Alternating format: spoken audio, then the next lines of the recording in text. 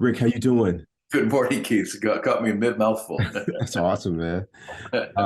This podcast is titled "Be Deeper Than Your Insecurities." Oh my goodness. Um, I want to How do you start. do that? Well, the Lead the first, way, brother. the first one is what you always tell me, man. Just be aware of them, and which is without the practice, it would be very hard for me to be aware. And if I was, I wouldn't be able to hold that awareness or consciousness on them long enough. And most of it has shown up for me is when I'm acting in a way, um, when I'm taking action and what I'm feeling doing taking that action, and the action could be thinking or ruminating, is I'm suffering in the moment. So I'm suffering. So there are a couple of examples that I'll go to right off the bat. One of the ones is when I was in my first house and the market changed. And I had never seen the market do a correction like this. I hadn't lived long enough to live through a correction. And I remember feeling that I was going to lose because there was attachment. What does the Buddhism say about attachment, Rick? Just don't be. It's the idea of non-attachment. Work, work, work. Do your thing. Set goals, and play in it. And then once it's time for a decision to walk away, you don't judge the outcome. You just walk away and have non-attachment. Exactly. I mean, it causes suffering. And so here I was attached, and I remember when I couldn't make my mortgage payments. And I Mm. remember that I should have sold the house, but this is the insecurity. It was, what will people think? Here Mm. I am, 30 years old, a nice house near the golf course, gated community. And it wasn't something that I had bragged about having this nice house and nice car. I hadn't done that because I wasn't the person that entertained a lot of people at my house. I didn't entertain no one at my house. But I was wondering, what would the neighbors think about the people that knew I had bought this beautiful house a few years ago? What would they think? And so instead of, saying, hey, listen, I need to sell the house now while the market is still, where I can get, still receive a nice profit on the house, I need to sell it now. No, the insecurity wouldn't let me like hang a shingle up out in front of the house, that the house is for sale, because I thought people would start asking questions about why are you selling, where are you moving to? And then that's one lie after another, because I cared about what people thought. And so it was such an insecurity, and it was so hard for me to admit how much I cared about that. So I had to short sell the house. Same thing with the luxury car I had. I had to turn that in, and so I was not deeper than my insecurities. They were running my life. People get in and out of relationships, or let's say if your insecurity is you want to be with someone, like you need to be with someone. It doesn't express itself that way. You just from one relationship to another, you can't be alone. You feel a part of you when you are alone that's missing, and that becomes your insecurity. And so you start to do things to manage having that insecurity, to feed it. You don't know you're feeding it, but you're feeding it and you're strengthening it.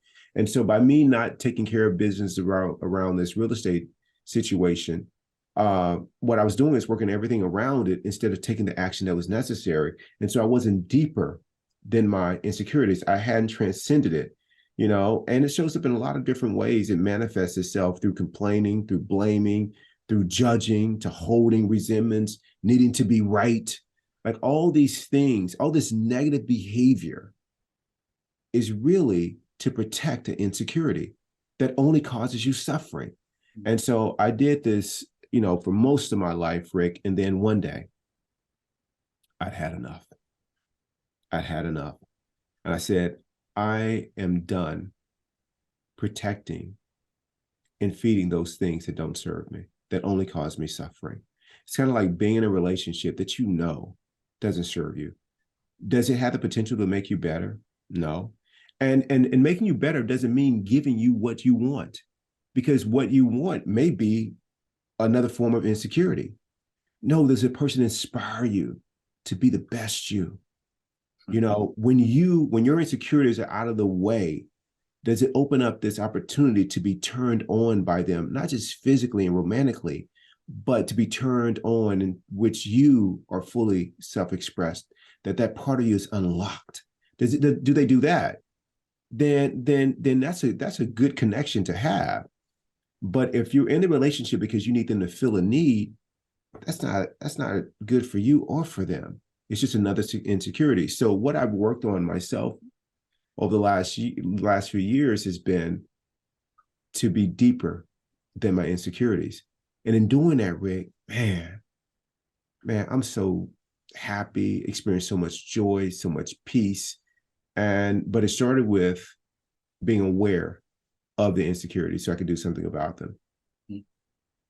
What would you say to someone who came to you and said, Keith, I'm really neck deep in the problem that I have of doing things not for myself, out of love or for enrichment or just to be a person that I want to be, but I do things because I want people to be impressed by them.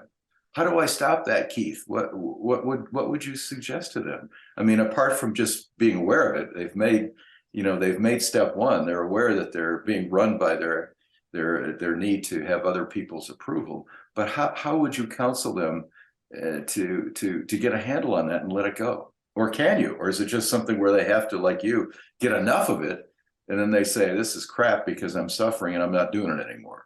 What would you say? For me, it was practicing it. So the first thing I did was practice being aware, continue to be aware, like you said, that the person already is. And then the second thing that I did was to practice letting go every time that need came up. So I would do a project or create something or design something. And then the part of me is waiting for somebody to say, oh my God, that's so great. And if they didn't say it or say it to the level of excitement that I thought that they should have, or I wanted them to be aware of that and let that go too. So every time it happened, I let that go. Then the other thing I did was I told people what I was up to. It's like, hey, I got this need to be liked, or I got this need that I have to be with somebody. And I told people what I was up to so they could help me. Like, no, that's just feedback. Let that go. Like, they said a lot there. 10% of it was useful. The other 90% was crap. But use the 10, and don't be upset about the other 90 that they said. That's probably their stuff. And so, but the point is that there was an attachment on being liked. And man, when you live that way, man, you are set up for a lot of suffering in your life. And what I would say to them is this need to be liked. Is it okay for you to still have this need a year from now, 5 years from now, 10 years from now? If it's not okay, then you need to start doing something about it. That's what I would say. And that's what I think about myself. That's how I think about things a lot in my own life. And what I mean by that is, or an example of it is that if I'm working with a colleague who, for whatever reason, my mind says that this person is not a fit, they're not supportive, they're not a good partner, they don't have the same work ethic, whatever my mind will say about them to really disparage them. But I'm going to be working with them in this job or in this project for the foreseeable future. Let's say it's anywhere from 6 months to a year. I say to myself, over the next 6 months to a year, do I want to still have the same feeling about them? Mm-hmm. I don't want to have this feeling another minute about them. And I'm not requiring them to change one bit. Mm-hmm. So I started working on myself. That's a good point. Accept them however they show up. So I don't want to spend another day like that, Rick. So for me, it's really important that I'm deeper than my insecurities because they're there. Mm-hmm. Yeah, going down below the insecurity is the real challenge.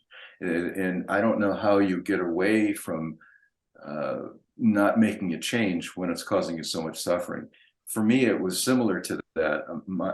I've always been somebody that played to the grandstands, always. I did things even if they weren't in my own self-interest, because I just wanted the love of other people, whether it was my girlfriend or her family or all of her girlfriends. And not only did I have to impress her, but I wanted her to tell her girlfriends what a great guy I was and how cool I was doing for her or whatever. I mean, it just gets to be a ridiculous thing. And then you wake up one day and say, whose life have I been living? What role have I been playing that I've missed out on 20 years or 10 or 5 or even a day of being myself? I don't know. I think that you're so wise just to recognize the first step is always looking at the insecurity. The second step is realizing how much of a toll that insecurity has taken on you and gotten in the way of you really living your life the way you want to. And then the third thing is being willing to risk giving that up, because all of our insecurities are safe havens, right? They're harbors where we feel very comfortable. You know, as long as I'm making sure her girlfriend is impressed by the flowers and the notes I leave, I feel good about myself, and it feels good. It's a safe place to be. When you stop that, for me, my first reaction was, holy cow, how do I know I'm doing the right thing? And the reality is you don't. But if it's in your head that other people are going to tell you was the right thing, that for me was the wrong path. It has to be a situation where you recognize it, accept that you don't have to suffer, do not have to suffer, and you are suffering by staying in that mode. And that was a really huge, and still is, I still fight that, a very difficult insecurity to get past. Right. No, I'm with you, Rick. And, you know, just the awareness of it and just continue to work on it. And my insecurities have really, because I'm so intentional about working on them when I become aware of them, that they have really weakened. And some of them have gone away, Oh, thankfully. that's great. Wow. Yeah. You know, like I was talking to someone, a colleague at work, and this may be something that other people can relate to, that she worked on this project, and people, you know, she didn't feel like it got the kind of acknowledgement that it deserved from the leaders in the organization. And so she's asking, like, how do they don't get it? How do I get in front of people that get it? And they should have said more about this and ran with it, and promote me to run with it. And instead of asking the question, what is it about you that need them to do that? To acknowledge you. You know what I'm saying? Like, what is it in you that's missing that you need the acknowledgement? That the work itself can't be enough. Like what is it? I mean, everyone likes to be thanked. I mean, Keith 1.0, put me at the top of the list, at the front of the line for wanting to be acknowledged for the smallest things that I do. And then you get to the point where you're always seeking something outside of your control for you to be okay, for you to feel whole, feel happy. Man, that's a recipe for suffering. And so I want to know part of that. But I don't think people ask that why. Like, hey, you know what, my so-and-so is not with me, and they're off doing something else, or like they don't spend as much, the comparison, they don't not spend as much time with me if they're doing this, or they gave a gift to them that's bigger than. What is it about you that need that? Like start with that question. Like, what is it about you that need other people to be a certain way for you to be okay? And when I started I was like, I don't need any of that. Like, I don't need any of that for me to be okay. And I started working on me. And really at the heart of that is I am ridding myself of those insecurities or working on them so that they don't influence me in squandering this limited time that I have on this planet. This thing is so short, man. I am done. I am done consciously, unconsciously giving up these precious moments for nothing in return. Nothing. So that's all I got to say, Rick. That's beautiful, buddy. That's beautiful. Deeper. Yeah, I'm going to play this one tonight before I go to bed. So I'm not tempted in the least to do whatever is required to make other people like me. I just got to fight that every day, man. Thank you, Keith. You're welcome, Rick. I love you. I love you. We'll see you later. Good, thank you.